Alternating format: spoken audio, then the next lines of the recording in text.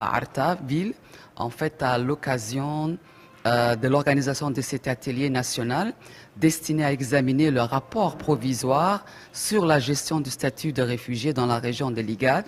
ainsi que le cadre politique de l'IGAD relatif à la protection des réfugiés.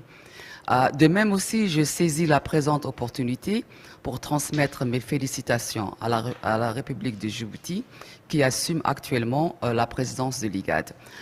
Permettez-moi aussi de vous remercier pour votre disponibilité et votre engagement dans le cadre de cet atelier national destiné à recueillir les précieuses contributions des États membres afin d'améliorer la qualité et la pertinence des contenus des dits documents soumis à votre attention.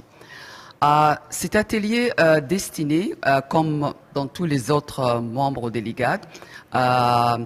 permettra en fait de préparer de manière optimale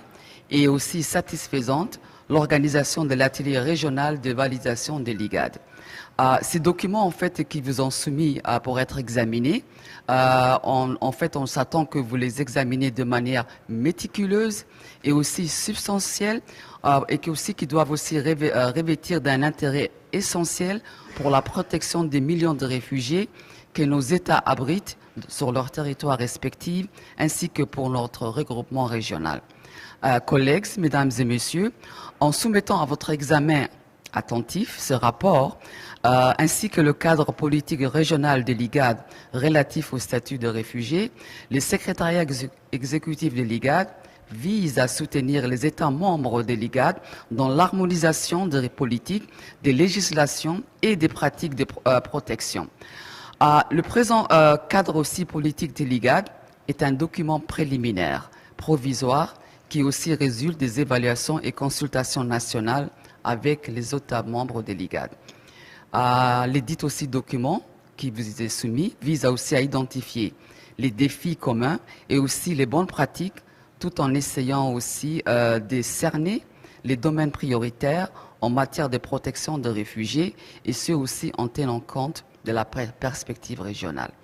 Par ailleurs aussi,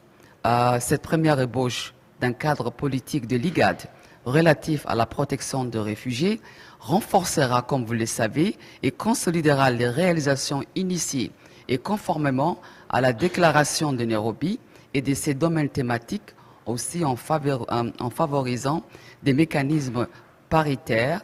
et prévisibles pour la protection et la gestion des réfugiés dans toute la région de l'IGAD.